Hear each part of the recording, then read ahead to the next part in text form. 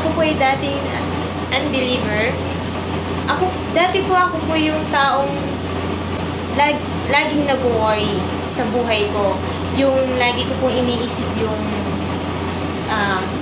yung bukas, kung ano pong mangyayari sa susunod na araw, kung ano po ba mangyayari sa future ko, or kung matutupad po ba yung pangarap ko para sa pamilya. Isang araw, in-invite ako ni Kiko sa Tita Ana na mag-Bible study.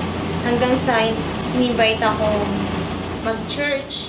Doon ko simulan nakilala si Christ na tinanggap ko sa buhay ko. Nung nakilala ko siya, nasa buhay ko na, hindi na ako nag-worry. Hindi ko na iniisip yung future ko, hindi na ako nag-aalala kung ano mangyayari sa susunod. At hindi lang yun, nagsiserve na ako sa church bilang isang food minister.